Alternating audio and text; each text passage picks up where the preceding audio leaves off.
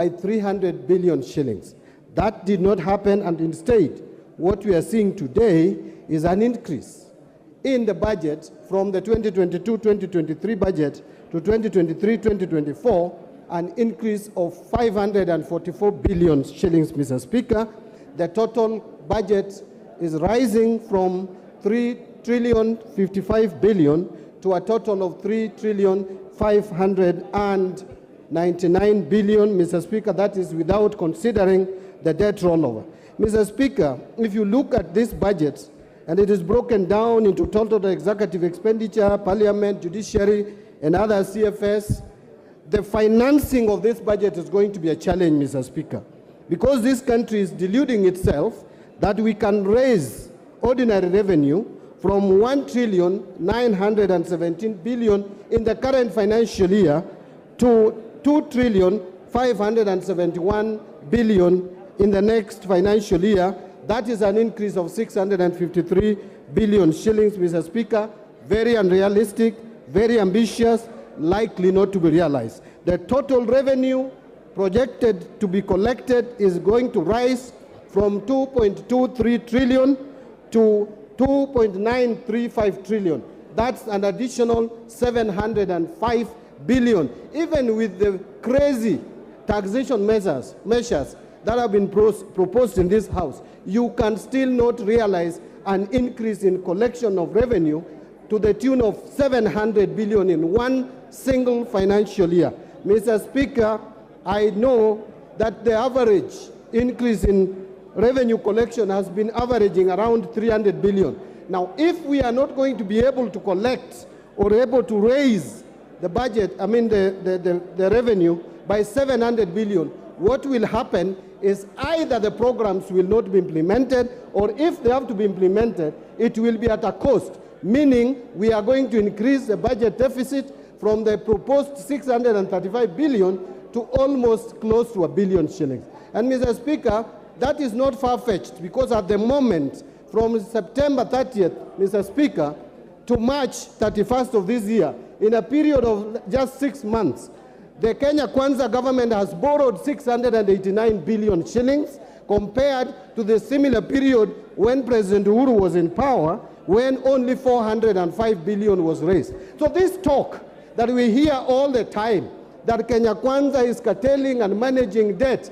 it is just hypocritical, it is theoretical, but the actual fact is that Kenya Kwanza is borrowing monies more than what President Kenyatta did borrow. And so we are headed into a situation where this country is going to face financial distress, Mr. Speaker. I want to stop there, Mr. Speaker, but my concern is that this budget is not likely to be financed from the revenue projections that we have. Thank you, Mr. Speaker. Minority Leader.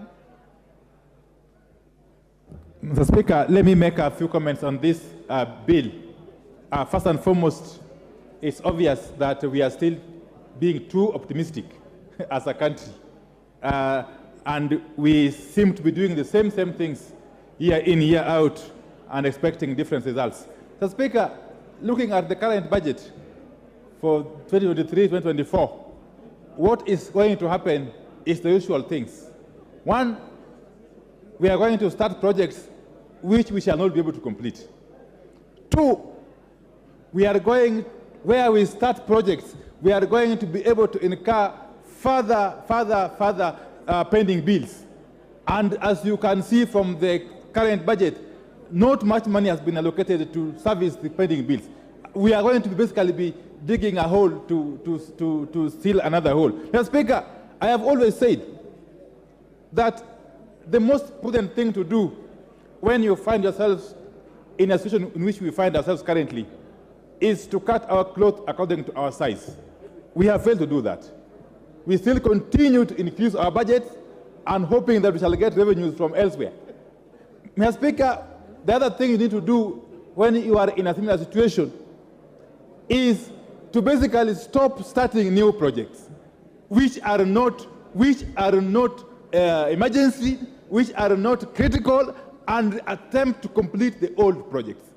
That we are not seeing in this budget, because unless you deal with the pending bills, how will you ever complete the old projects, Mr. Speaker? Mr. Speaker, but I am more concerned, as I conclude. I am more concerned, and I've got all tremendous respect and confidence in the chairman and the committee budget.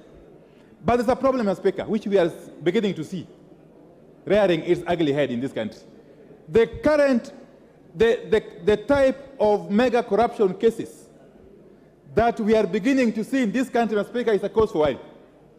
In just mere 7 months or so, we have seen cases of corruption that should worry all of us, beginning with the mosquito nets corruption case. Mr. Speaker, some of us who come from malaria-prone areas do understand the sensitivity of this matter. That we can actually have people in government, some as high places as cabinet, conniving, Mr. Speaker, to siphon money meant to buy mosquito nets. Mr. Speaker, the second issue has been the matter of the condemned sugar. We do not know as yet what became of the matter of the sugar which was condemned and was stolen from our own warehouses. Mr. Speaker, this is a matter that should concern this House, if not anything else. Mr. Speaker, the third issue is now the latest scandal, the edible oil scandal, which is running into billions and billions of Kenyan shillings.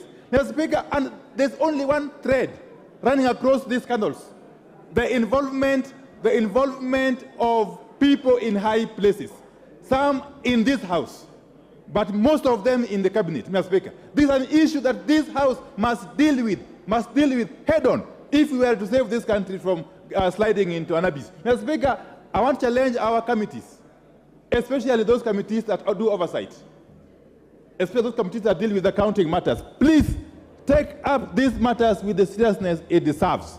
Because otherwise, if we don't do something urgently and drastically, this term of Parliament may go down in history as a term that witnessed the highest number of mega scandals in this country, Mr. Speaker. And therefore, with those very few remarks, Mr. Speaker, I rest my case. Thank you.